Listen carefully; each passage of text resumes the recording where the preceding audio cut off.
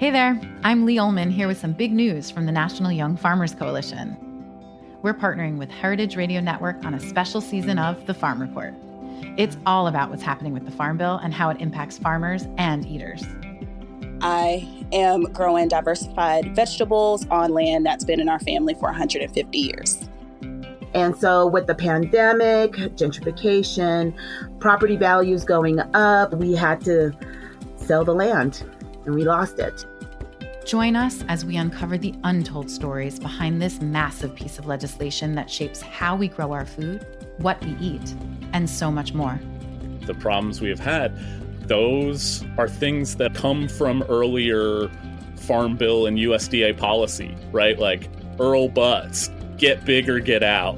You know, it's my responsibility to know not only what I'm eating, but then like how that all came to be.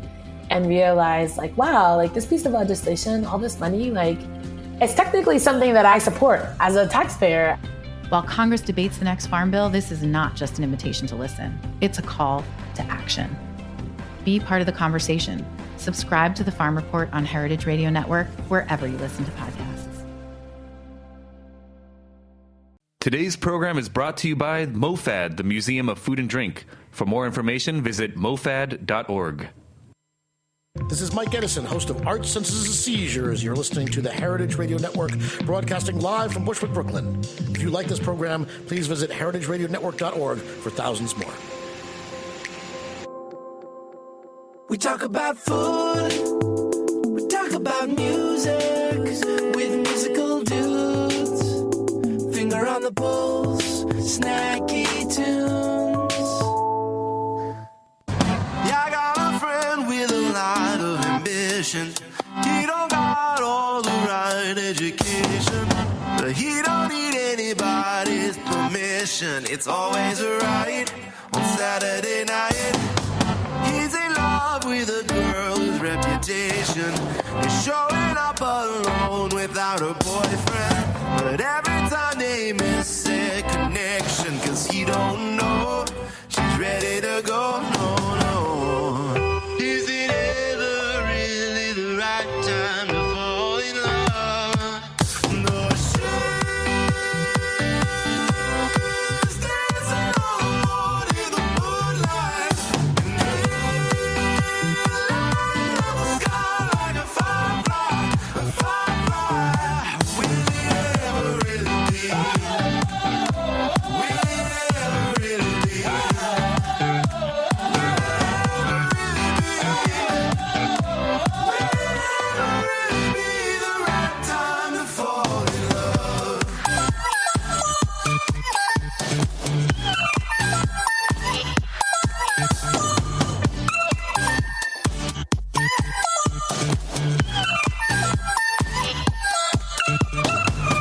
Then she smiled and she said that she's leaving.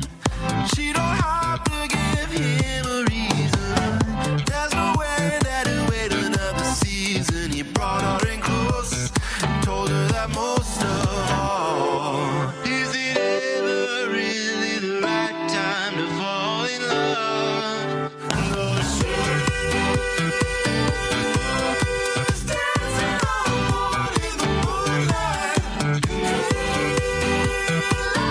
the sky like a firefly, a firefly. Will it ever really be? Will it ever really be?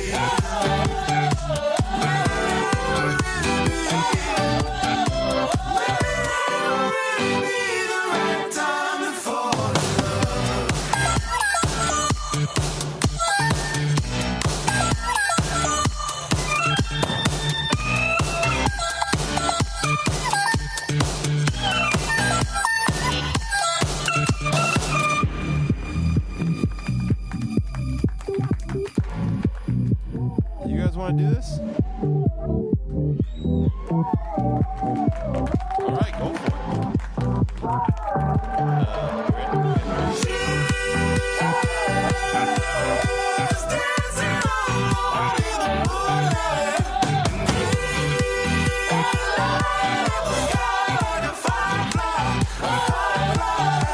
Will it ever really be?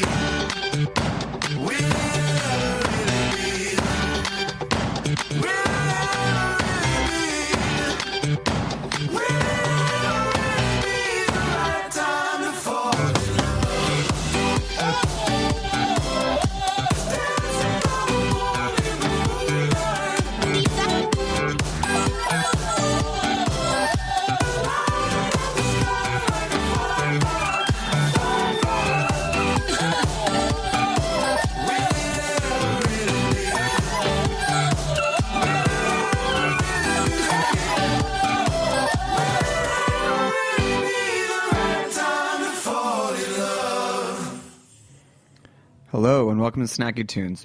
I am one half your host, Greg Bresnitz. That was just French Horn Rebellion, who will be live in studio talking about their new record, Classically Trained. But first up, we have brothers? Father-son? Father-son. Father-son. Jacob and George Hadjigeorgis from Jacob's Pickle. Welcome. Thank you. Thanks for having us. Thank you. Thanks for coming in today. Thanks for taking a break from the new restaurant, which we'll talk about shortly. We just ran here from brunch, actually. Oh, really? Yeah. How was service today? It was great. The weather was beautiful. It is. Yesterday was a little bit tough, but today was perfect weather. I want to go back a little bit. Mom wanted you to be a lawyer, but Dad was in the restaurant business. It's obvious who won out, but how did that path take shape, and how did your mom begin to be okay with you following in Dad's footsteps? So I guess the point came where I was looking for a creative outlet, and I actually never thought it would be in food. I grew up in the restaurant business. I watched Mom and Dad in the business my entire life, and it wasn't the easiest of circumstances. But then the point came following college. I took the year off, prepared for LSATs, went through that whole process, applications, and I realized it wasn't for me. I wasn't doing it for myself. And I really believed in pursuing a passion, something that would really motivate me and that would allow me to unleash the creativeness that I felt. I started with some clothing design, T-shirts. Truth be told, I always had both of my parents' support. But yeah, mom had different plans. But I always had Dad supporting the vision. And finally the point came, an opportunity came up in Boston. He was the master franchisee of Beard Papa's Cream Puffs that you may be familiar with. I'm not familiar with. It's a Japanese brand, great product in Massachusetts. And I guess didn't go as planned, and there was this opportunity in Faneuil Hall, and I said, you know what, I have this idea inspired from late night cheap eats in college, which was mac and cheese. So he set me up in Boston, and the rest is history. And Dad, or George, as we'll go with it, what type of restaurant did you run growing up, and what lessons did you take from that that you gave to your son of what to do, but equally what not to do? By the way, he has an economics background, so I think we're very similar. We have similar personalities. By the way, let me just say that Mom still doesn't speak to me. Just because of that. Nah, it's more than that. And so what was the type of restaurant, and how did those lessons translate into the current restaurants? Well, a restaurant that an immigrant will open with no money. Find something that's already there but is not doing well, go in with very little money and try to make it. And it was tough, especially the first year. It was really, really tough. What made it tough? I didn't know what I was doing, first of all. What was your signature dish in the early days, or what did you feel comfortable putting out into the kitchen? Signature dish. We had great pastas. It was the pasta era back then, but always fresh ingredients, and that's exactly what made it. That's what made us become very popular in the community. It's what I always remember was when you ran a business, it always carried great values. Yes, and that's something that we've maintained to this day, and I've always used as a guiding light in our projects that we work on together. Well, this is a very family-focused show. Obviously, Darren and I are brothers. The French Horn Rebellion guys are brothers. You guys are family. We're twins, yes. So sometimes it's easy to work with family. Sometimes it's not. Most dynamics differ between the family. So what are some of the things or tips that you would give to people concerning to work with the family that would help navigate how to deal with things that are more personal when they might need to be more professional? Well, I'm gonna throw it to my father. I really owe it to him that he's allowed me the opportunity to express myself in our projects. He's always believed in my abilities and the vision. But he brings fundamentals and experience, and I think that's what makes it successful. But I think he has more to add to that. Well, everybody should be allowed to make mistakes, and we all learn from our mistakes, and there is no other way, especially in the restaurant business. As you know, it's a very demanding business, and Jacob came in with passion and new ideas, and of course sometimes he was super idealistic about everything, so he had to learn hands-on the ins and outs of operating a restaurant, which is not just glamorous and it's food cost and it's rents especially in New York City, but he's doing really well, better than I was doing. So I'm very proud of him. There's a misconception that this industry is glamorous, and a lot of people get into it for the wrong reason. Well, do you see Jacob ever making a mistake and you try to guide him, or do you say he's got to make it and then when he's ready to talk about it, we can talk about it? Well, I stepped in only when I was seeing huge mistakes. Then I had to step in, which wasn't. It was very, very few times when I think I had to step in. So what I always say with Jacob's Pickles, I came from the quick service business in Boston, mac and cheese. Honestly, it's what motivated me to do Jacob's Pickles. It was just people had a great reaction to what we were doing. But I think Jacob's Pickles was a different animal. And with his help, in a year, we were where I would have been in 2 years on my own. So Jacob Pickle, how did you figure out that the Upper West Side was your location? You're from Queens, you came from Boston. No one necessarily thinks of Upper West Side as a culinary destination. So what made you land there? Well, I think the Upper West Side has a great sense of community, something that we were always attracted to. Over the years, between high school extracurriculars, I always found myself on the Upper West Side, so there was a comfort level there. And it felt like a part of Manhattan that still had its own identity, and that attracted us to the neighborhood. In addition, there was a beautiful garden to the left of the restaurant, and that was just the cherry on top. And how did you evolve the idea from your mac and cheese place into what became Jacob's Pickles, which formation of biscuit, comfort food? Obviously, you can see that extension, but why did you go in that direction? There's similar values, the sense of hospitality, the comfort food aspect of it. But I was there was a point in my life throughout college and even younger where I was traveling around the country, and I was really inspired by the food that I was finding.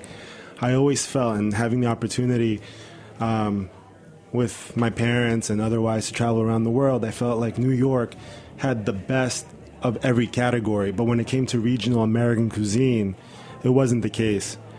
And I was really inspired by the food. I was looking for that food that I had found in other parts of the country. And I felt because the South had such a strong identity when it came to regional cuisine, it really showed through on our menu. What's also interesting about the place is that it won the 2013 Wallpaper Best of the Rest Design Award. True. Which is very interesting that you lead with design. When you speak about the restaurant, design goes hand in hand in it. How did your design sensibility develop, and where do you pull your aesthetic from? Well, first of all, it's you're inspired by the space, right? You walk in, and it was one of the reasons we chose the space that we're in today. It just brings a sense of inspiration, and you have to design to the space. It's an organic process. I found myself having a knack for design. I kind of get it from my dad. He's even better with design than I am. He's great with shapes and spaces. But I had a sense of what I wanted, the type of place that I'd want to dine in, and I think that represents a comfort level People come in, and that's one of the reasons why the space resonates so well with people. They instantly feel at home. And there's a great balance of materials that makes the space great for different events in somebody's life or the type of experience that they're looking for. When you're looking at a space, what comes first for you? The food or the design, or how do they play off each other? Do they evolve together? Does one come and then the other one speaks to it, or how are they in conversation? Well, over the years, we've gone through this process of considering expansion, and we've looked at a lot of spaces. But most of the places I went into never gave me the feeling of this is the next location. I think that plays a lot to the space, and of course to the brand and how we feel it'll play in that neighborhood or community. Well, we're going to take a quick musical break, and then we're going to talk about the new spot, Mason Pickle. But first, we're going to play a track from Ramesh from a few years ago on Snacky Tunes, and we will be right back. Awesome.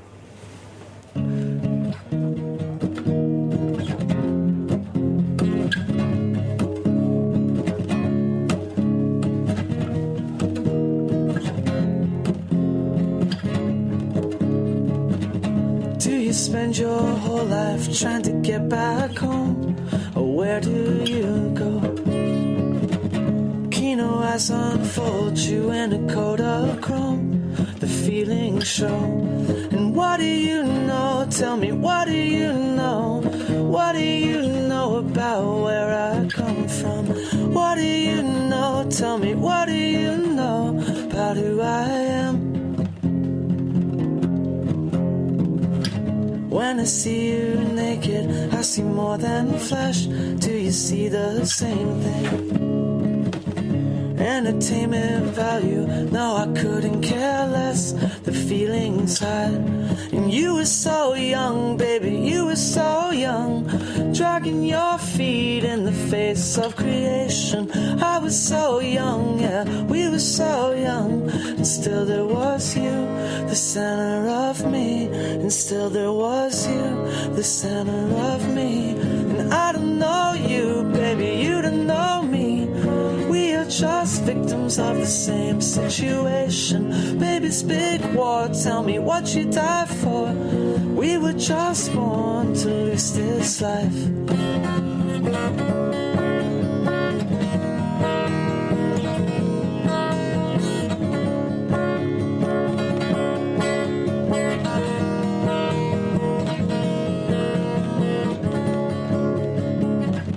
Could we please get married? Do this just for us, the way we would do. It doesn't make much sense, but maybe nothing does. It never will. And these gears keep turning, these lives keep burning, and love keeps changing around you.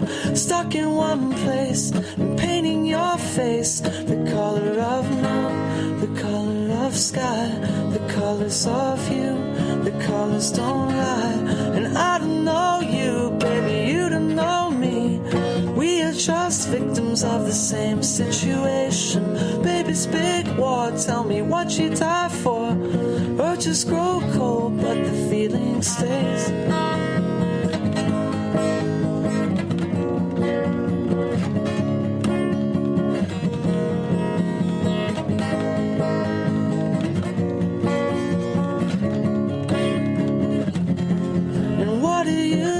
Tell me, what do you know? You don't know me, don't you question my love? And what do you know? Tell me, what do you know? You don't know me, don't you question my love?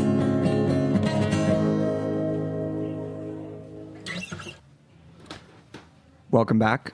We have George and Jacob Hadjigeorgis of Jacob's Pickle and now Maison Pickle. First question, why the pickle? And why did it carry over? Pickles were a hobby of mine. Our sort of sub-brand motto at Jacob's Pickles is beer, biscuits, and pickles. It represents comfort food. It represents interests of mine, hobbies, And Jacob's Pickles really told the story of my life to that point. And so Maison Pickle is just a natural branding extension and a value carryover. Yeah, so we took over a space recently on the Upper West Side. We're not open yet. A legendary space. Legendary space, that's right. West Restaurant. It was one of the iconic restaurants of the Upper West Side. It was a French restaurant. And honestly, visiting the space, I never thought I would take over. And once I went in there, I had that feeling. It's the first time we're expanding in almost 5 years of having the space. I was really cautious of making the right move and making sure we got it right to continue that level of service that we have at Jacob's Pickles. The place is so iconic. Do you plan to pay homage to it, or how do you pay homage to that while still bringing on your own vision? Because people are going to say, oh, I miss this place, or I used to come here. How do you balance the old with the new? I think that's really important. We're all about balancing old world, new world philosophies. It kind of represents us as father and son being in the business together. We already have. We've already paid the homage. It's already started in the sign. There's this. It has an iconic neon sign in the front of the building, and we've actually repurposed it. And it has a very retro look. And we're proving that we're continuing the story on the Upper West Side. The other interesting thing about this is you're also leading with your architecture firm. You continue to develop that and balance that. Why are you leading with them, and why are you calling them out so much, even to the point where you're calling out the materials in your press release about how the restaurant was built? Why do you think that's so important to the nature of the restaurant? One of the things that inspired me to get into the restaurant business was the fact that I had the opportunity to express my creativity in different ways, including the design. It played an important role, and it's an element that keeps me really engaged in the process. We based on the design award we already had, which was extremely organic, we felt like we wanted to expand on that and really share this time what the vision was. Because with the first design, we were backtracking and going back and telling people what the inspiration was or what the materials were. So we're just leading with it now. And we felt like the space was so special. We really want to put emphasis on the design. We're evolving from the design at Jacob's Pickles. It's country comfort. Whereas now, playing to the space and to how grand it is, it's a little bit more glamorous. And our emphasis there will be cocktails and French dip. Let's talk about the French dip. Iconic. And which one are you a believer of, Cole's or Philippe? I'm going to keep that to myself. You're going to have to get a better answer than that because everyone's going to ask you in the coming weeks, months, years. So I think personally, for the experience and you can say the food itself too, more Cole's. I think we That's fine. That's fine. Some people might not be okay with that, but that's fine. Before we talk about the French dip, your team comes from Mesa Grill, Blue Smoke, Per Se, and of course West, which is really amazing that you have old chefs coming and cooking in the new kitchen. Taking all of that talent, all that culinary experience, including your pastry chef who's making everything from scratch, how do you drive all of that into something that is so almost simple as a French dip? I felt that the sandwich needed a little bit more attention, especially on the East Coast. It was never a focus. It's just an afterthought on a lot of menus. And it's actually one of my favorite things, and it's something that I'll often get when I see it on the menu. Unfortunately, it often leaves me disappointed. And I felt like it has this opportunity. It's back to basics, one of my favorite dishes, and it really fits into the tradition of big meaty sandwiches in the New York dining scene. And you have a classic, a deluxe, and a royale. What are the three designations of the sandwich? Classic is the house-made bun, the bread, with the roast beef and horseradish mayo. For the deluxe, we're doing a fondue of Gruyere along with onions, and then the royale is the classic with a beautiful piece of foie on it. Oh wow. That is incredible and incredibly decadent. But that's not the only part of the menu. From there, you have chops and everything. How did you build out a menu to support the anchor of the French dip? I think you kind of hit on it already. It's an iconic sandwich, so we're building an iconic menu, classic menu around that. And being that it's a French dip sandwich, it feels like it's extremely meat-centric, so we're going off of that. And in addition to the beef, we're also going to offer lamb and pork dip. The other interesting part of your kitchen is your pastry chef. She seems to have such an incredible pedigree and incredible background, and everything's going to be made from scratch in-house. How did you develop the pastry menu, or what is the inspiration for her to build alongside everything else that's such like a classic dish? So what I want to say first is how well our team works together. And please name them. Yes. Harold, Chef Glenroy, and Kathy. It's a family of... it's a family group, and it's a very natural relationship. We play off of each other. We bounce ideas off of each other, and we've come to a place where we feel really confident in the menu that we're building and the experience that it's going to give our guests. The pastries are inspired by classic American baking. Again, classic comforts. Dad, any advice for the third venture, or as you move into the future together, you're bringing in additional voices, you have architects that are now in the mix. What is your advice to keeping the harmony or balancing as people begin to have more weight in the decision making?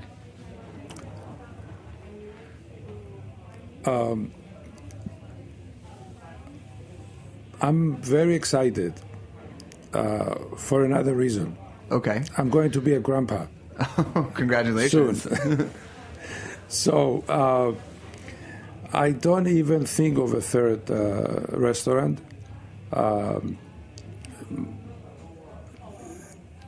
To me, right now, there are other more important things in life.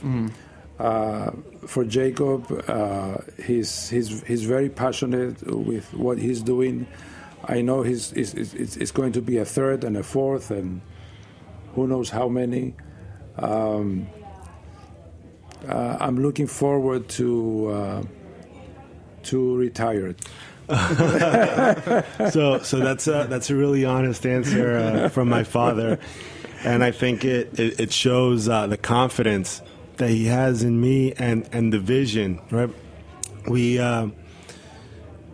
I think it's the vision was really clear that we presented our team. We're still introducing it slowly to the public, but coming together. I think we all agree with the direction it's going, and I think my dad, with his experience, is waiting to see what some of these results are going to be and how he needs to react to some of the decisions. I think that's where his expertise comes in improving systems, I think, more than anything. So that's what he's waiting on. And Dad might have hinted at plans to come, but is there more domination on the Upper West Side? Is there more Pickles in the future that we can look for? Again, I think we're at a point right now where we're testing our infrastructure. We're expanding for the first time, but we have the strongest team that we've ever had, and I feel if there's an opportunity, it's very soon. Okay, well, George and Jacob, thank you for joining me on the show. Where can people find you? How can they make reservation? How can they wish you a warm welcome to the neighborhood? So I think you can find us on Twitter at Jacob's Pickles. We're on Instagram, Facebook, and info at Jacob's Pickles for any questions. Or Jacob at Jacob's Pickles directly. Yeah, you can reach me directly. Write the man. I appreciate that. Do you write back? Do you have a good return rate? Yeah, we actually do. I think that's really important. That's at the core of hospitality, for sure. That is absolutely the core of hospitality. Well, thank you so much for joining us. We have French Horn Rebellion live in studio next, but right now we have a great track from Johnny Lamb live on Snacky Tunes.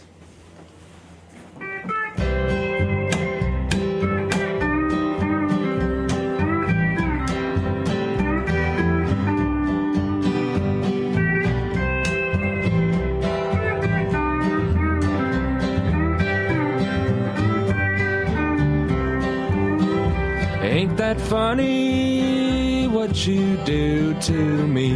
You're my honey, as far as I can see.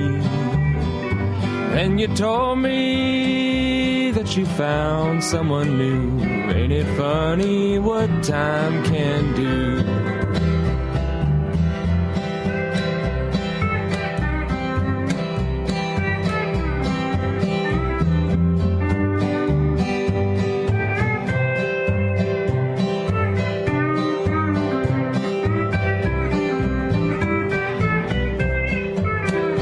Ain't that funny? Ain't that funny?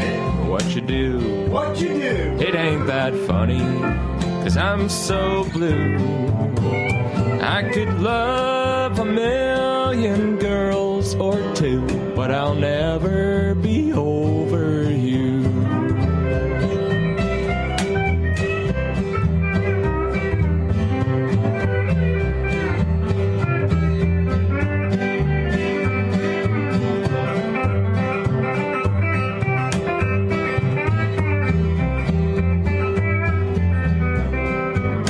I'd give you all of my money, a car or two. I'd pay your rent.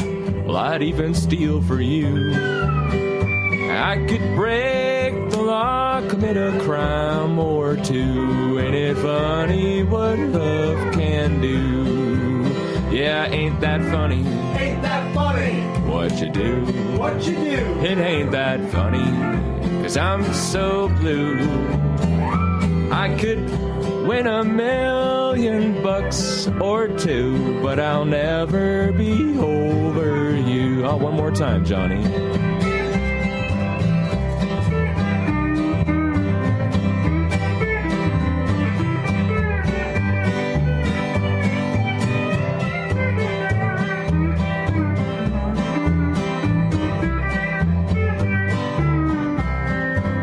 I'm gonna hit every bar in this doggone town, have a smoke, pop a pill or two, drink some whiskey and eat a big old steak too. Ain't it funny what love can do? Yeah, ain't that funny? Ain't that funny? What you do? What you do? It ain't that funny, 'cause I'm so blue. I could drink 1,000,000 beers or two, but I'll never be over you. I think I'll have a drink with a girl named Sue, but I'll never be over you.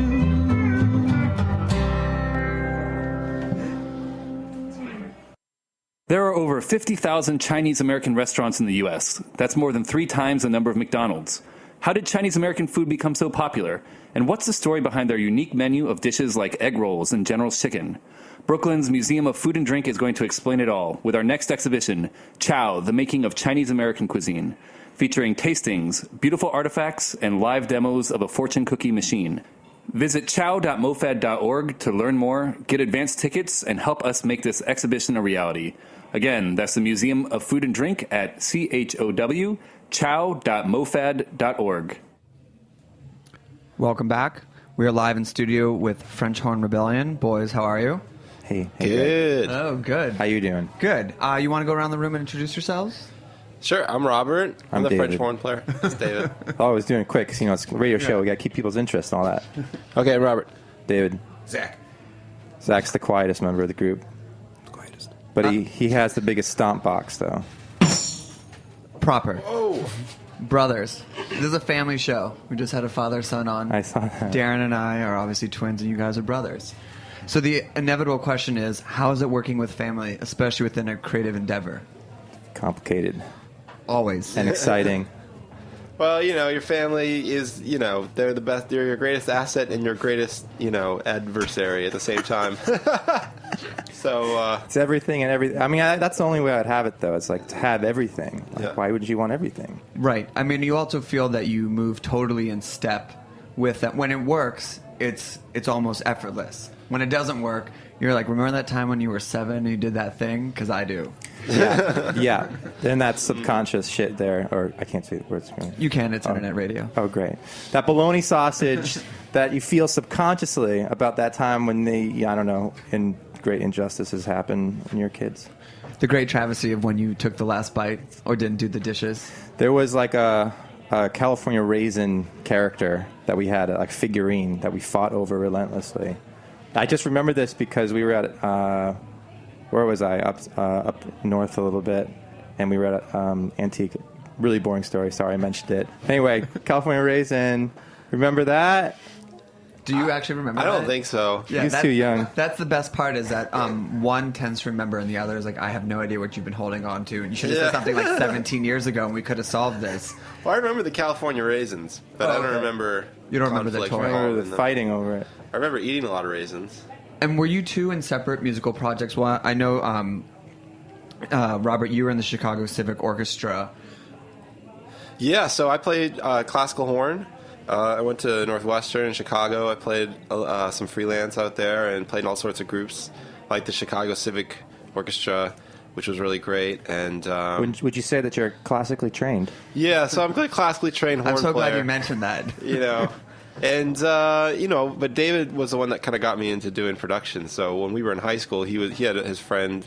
He had a buddy in high school that his name's Zach Meyer, and they would get on tape, 4-track tape. We had a multi-track cassette. You could get 4 of yourself at the same time. If you ping pong record, you get infinite amount of tracks at that time.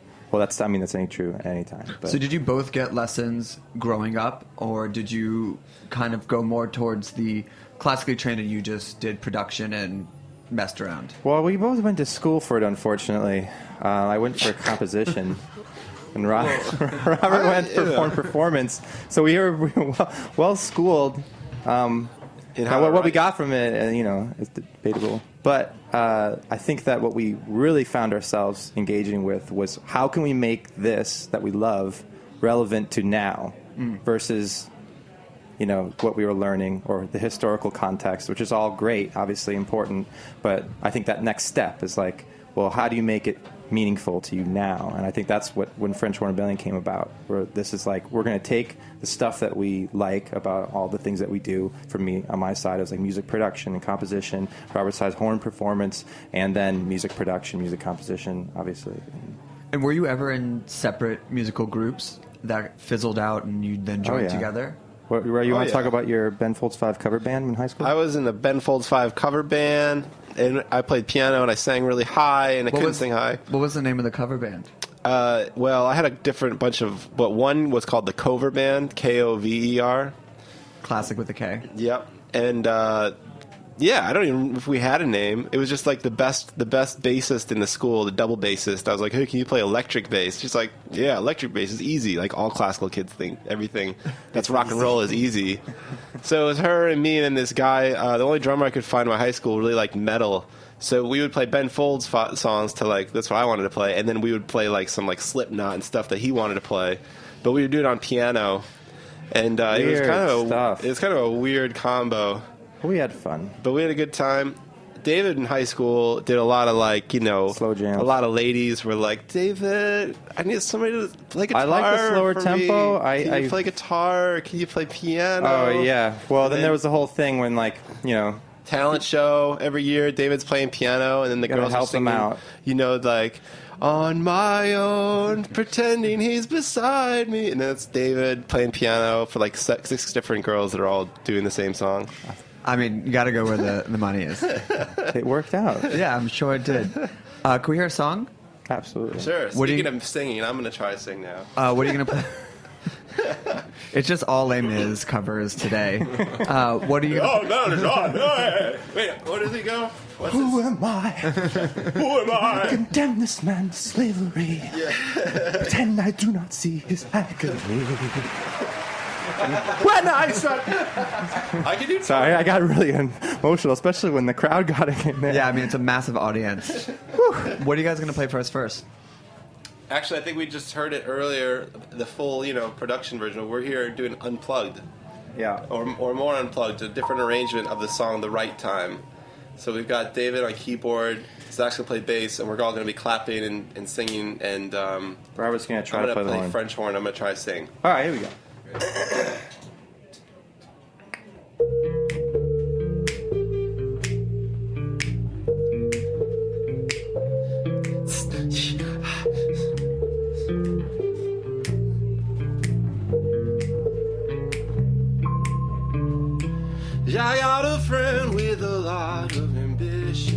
He don't got all the right education, but he don't need anybody's permission. It's always alright on Saturday night. He's in love with a girl whose reputation is showing up all alone without a boyfriend. And every time they miss their connection, 'cause he don't know she's ready to go. No, no.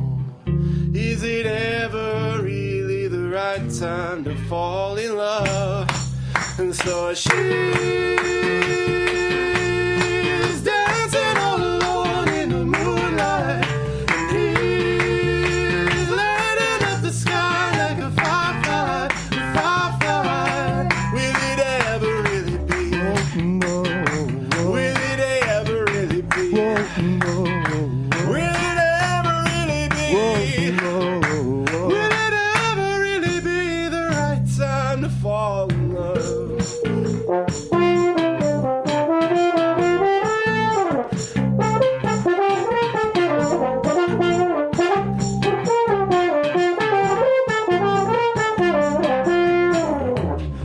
She smiles and she says that she's leaving.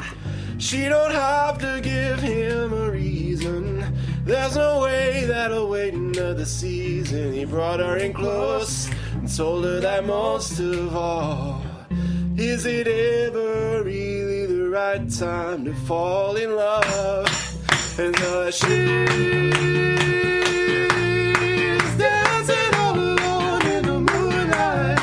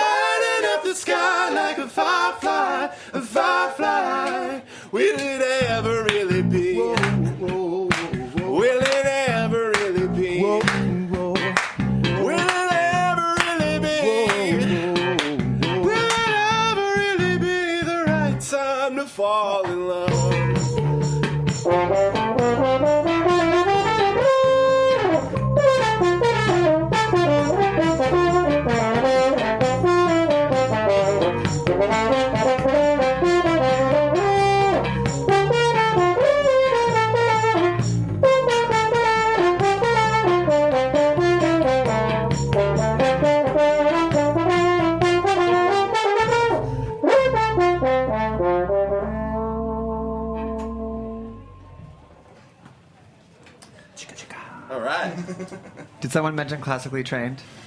A little classically trained, guys. Just a little bit. Didn't we end up naming our current album off of it?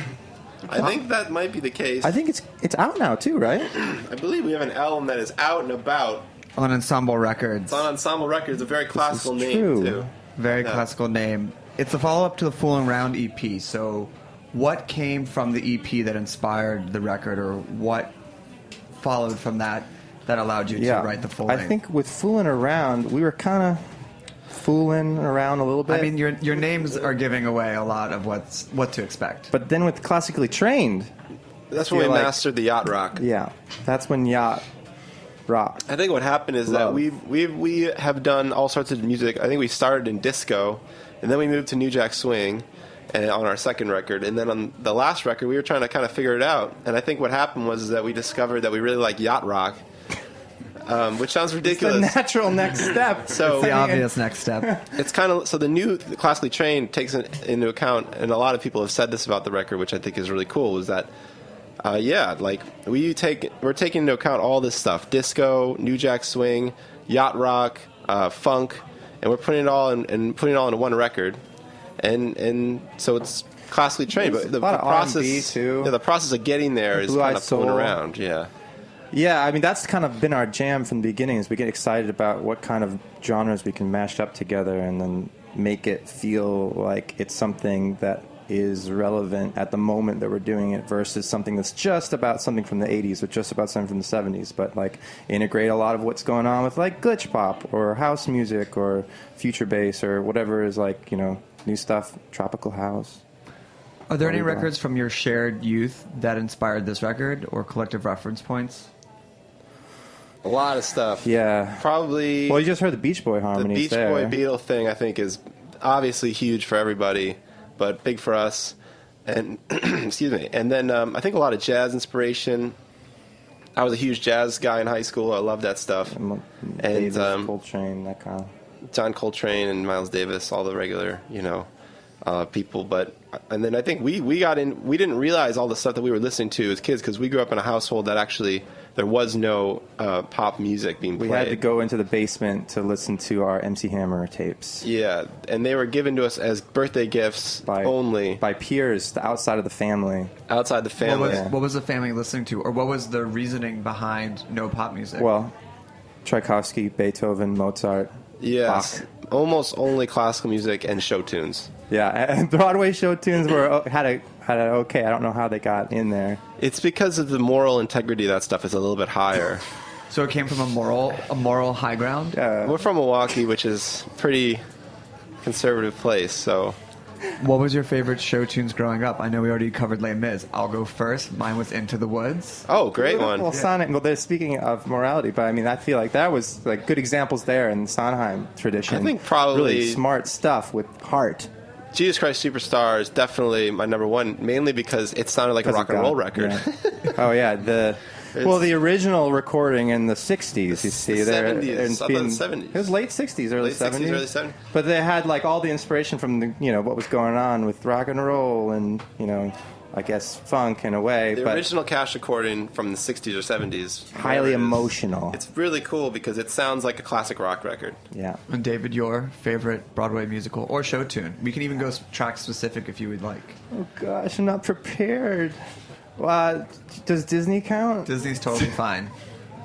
David likes Disney. He goes there every year still.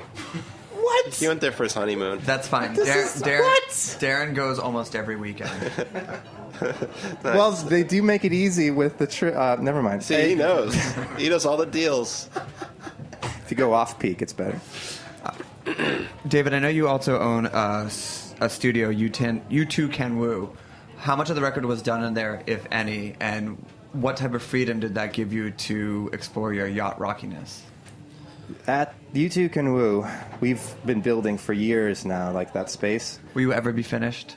Well, no. But it's just getting more and more exciting every next step that we take. So recently we have a 5-person team plus 7 people. So what was really awesome about this album is that we got to use everyone's talents, and it was like a cumulative kind of group effort to do it. So, I mean, some of it was done at studio, some was done at Robert's apartment, some was done at my apartment, but it was pretty much like one of the best group efforts I feel like we've ever done. And what are the positions that make a good balanced studio? What now is really allowing you to spread your producer wings?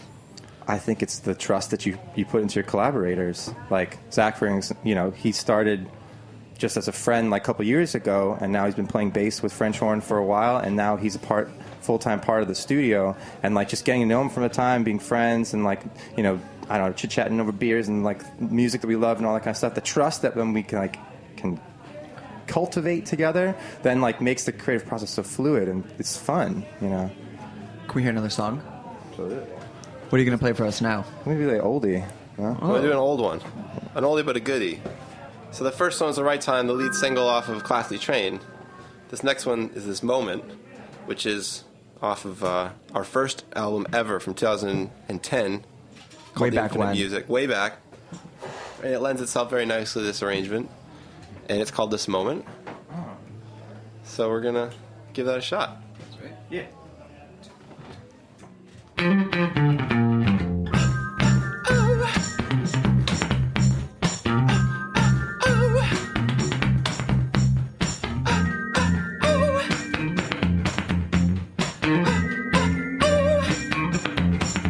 Can we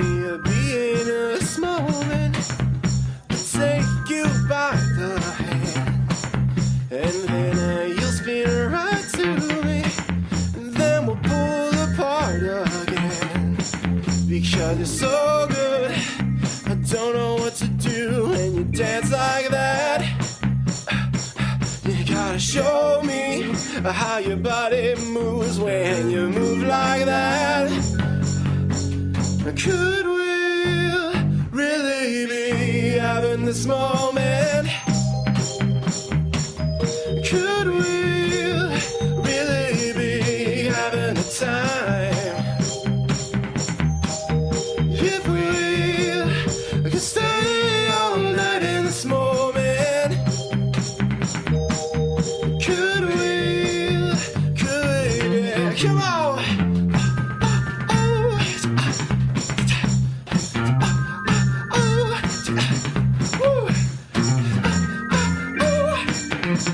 Gotta do it. I gotta do it. Come on.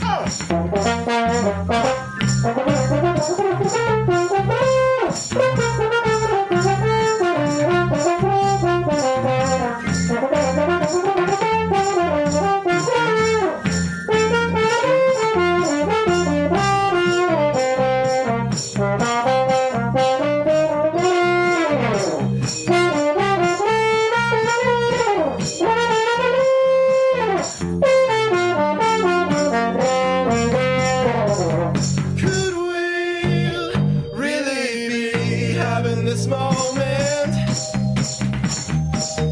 Could we really be having a time?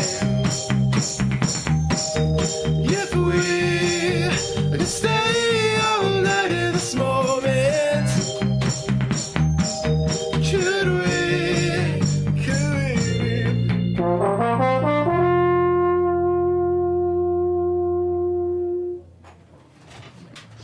One of the other great things about the French Horn Rebellion is your music videos. Oh, thank you. Thanks. I really, really love them, especially the entrapment high scene reference in the right time. Yeah. I mean, I think that image is seared into most people's brains. Yeah. For a certain era. Oh, yeah. You're so right about that. Well, it's classically trained. I think the album takes a lot of influence from... So the visual element is to take advantage of all the stuff that we grew up really enjoying and thinking was really cool. So and entrapment... Ariel, the director on that, was totally keyed into that same kind of like zone. Yes. So Ariel Fisher is her name, is the director. Amazing director. She's out in Los Angeles. And we actually shot that in Los Angeles with her. It had an LA vibe to it. Yeah, it's the alleyways, you know. The stunt doubles. David got a stunt double on that one. That's because I didn't need one, you know? Yeah. That So I was can do my really own cool, stunts. by the way. That's a brother dig. That's a straight up brother dig, and I'm going to call it like I said. Oh, yeah, you know what I mean? I don't mind. That's fine. need a I don't even stunt hear it double. anymore. You know, I And can how do did flips you- on my own. How did you find Ariel, and how did that visual element come into the process?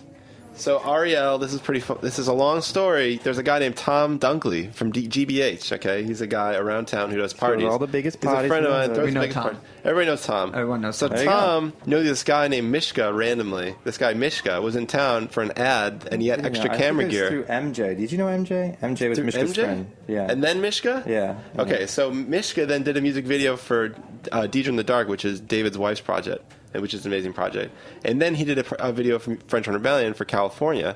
And then Mishka introduced us to his whole team, who then introduced us to Ariel. Right. They got a team called Whitelist right now. Before that was Everdream. And this is another great crew of collaborators, director, peoples, and we found Ariel a part of their crew. It really was like perfectly keyed into the visual aesthetic and totally got all the references, and then she was in charge of just making it real. And just effortless. Effortless. Yeah. She just did it. I don't And it know was how. amazing. I don't know how. It's amazing, right? Because like, you know, we never had a video quite as good as The Right Time before that. Like maybe Fooling Around was the one she did right before that. I really liked Fooling Around. She I also liked- did that I like one. the Mom's Night In. That was video game. Ariel's first video with us, so she did Fooling Around and The Right Time. Oh, perfect. I mean, Yeah. you can see they're visually tied together. The Mom's Night In game, amazing. Yeah. Where did you find the moms? Ariel found the moms. Where is she? We gotta get her on the phone. Yeah, let's How did call she her find up. him? I don't know. I think She deserves a whole interview on her own because she really... yeah, like out of Did it. nothing, like nothing she created created this. those things and all those ideas that perfectly went with the music. I felt like the whole like in terms of understanding where the music is coming from, I feel like the visuals that she's put together really kind of like help you understand. And I feel from watching them, they are the perfect visual complement to the music that you're making. Sometimes the videos are so far removed from what you seem to be about, but they seem to be so in step from the music that's coming out on the new record and the EP. They just seem like the right complements for what you're doing. Thanks. Yeah, we're pretty jazzed on them. So what's up next? Record's out. Any tours, show dates, back in the studio, finishing the studio? We have some very exciting future plans. I don't know. Can we talk about it? Is that something we can... Well, we're going to be going on tour, but it won't be until next year. But we are in the process of doing some really fun stuff. So the concept of what's made this album so awesome to us, like I was talking about before, about the kind of like bringing people together, community element, like it's kind of going back to like the whole band symphony of high school idea. You're bringing everyone together, playing different instruments, and somehow you make the sound together. And it's kind of like an inspiring thing to witness and to be a part of. So we were thinking, what can we do to bring this to the next step now that we're here? So that's what the next thing. I don't know if we're gonna. Maybe we keep our Next Jack Swing Part 1 is our second record, and that record was all featured vocalists and featured guests and stuff. So we're taking what we've done with Classically Trained, what we've done with Next Jack Swing Part 1, and we're gonna bring it into like a whole nother level next year. So we're getting that in the motion right now. So stay tuned. Yeah, stay tuned. There's gonna be some good stuff. Yeah. Okay. Well, we want to make sure we have time for one more song. So thank you for coming and joining us on the show. Thanks for having us. Thanks for having us. Where can people find you? Where can they download the record, buy the record, get the vinyl, see you on tour? FrenchHornRebellion.com. FrenchHornRebellion.com is currently where everything the hubbub is. So make sure to follow, and all that, and then you'll be in touch. All the different social medias. But Greg, this is a really fun program. Thank you so much for having us. And I don't know if everyone knows, but there's a window to everyone enjoying pizza here. Pretty good. So we can. And we just ate some pizza, right? And George and Jacob actually brought us food from Jacob's Pickles. So they brought some pickles too. Yeah, we're gonna eat that afterwards. Thank you to Sarah for helping set this up. Yes, thank you, Sarah. To George and Jacob. And if you enjoyed this episode, please make sure to check out our archives, which are all downloadable through iTunes. Thank you, boys, for coming. What are you gonna take us out with? Well, we're gonna do Fooling Around now. Oh, perfect. So we're gonna start with The Right Time. It's the right time to play French Horn Rebellion, and now we're just fooling around and we're gonna eat some pickles. And make sure to check out the video because it's great. Thank you. Yes, the two videos are awesome. They're up and available. Follow us on Facebook, all that jazz, and you can get up to date and all that kind of things. So, well, thanks for listening, and we'll be back next week with another episode of Snacky Tunes.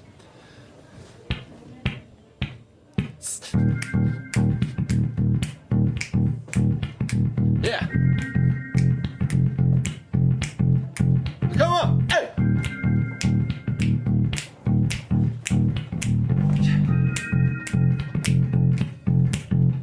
Yeah. I say, how can I believe it when you're having so much fun? Oh. I said, those lying eyes are women on the run. Adore. Yeah, so bring it on, like it's something new. And it's coming on. I say, what are you trying to do? What's the reason that you're over? Oh, you make me reeling. Are you looking for a lover? Just get your reasons. 'Cause I got a premonition. Strong if you want my reasons. That's fooling around with my emotion. It was like a revelation. We were kissing in the sun,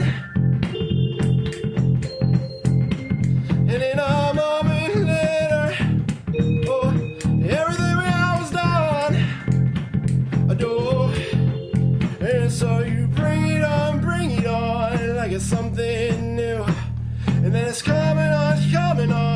I say, what are you trying to do?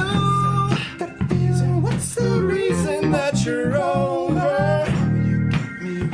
Sure you're looking for a lover. 'Cause I got a premonition, and that you're fooling around with my emotions.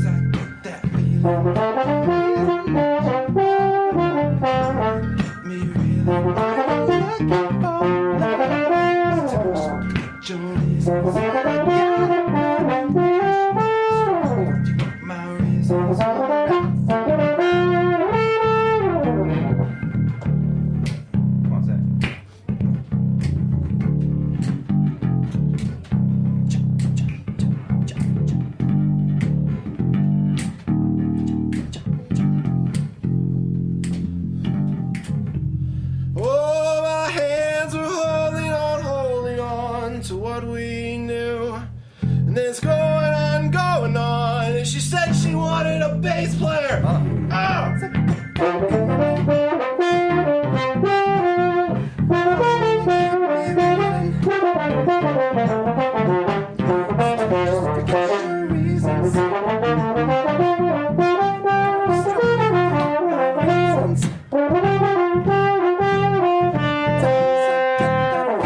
What's the reason that you're over?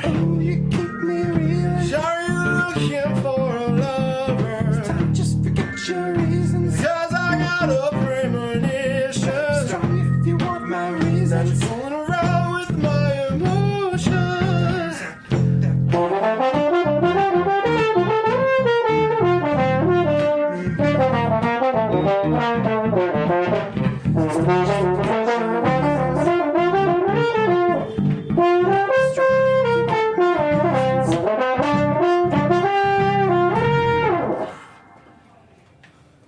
We talk about food, we talk about music with musical dudes. Finger on the pulse, snacky tunes. Thanks for listening to this program on heritageradionetwork.org. You can find all of our archived programs on our website or as podcasts in the iTunes Store by searching Heritage Radio Network.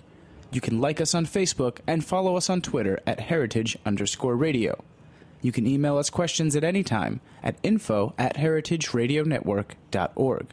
Heritage Radio Network is a nonprofit organization. To donate and become a member, visit our website today. Thanks for listening.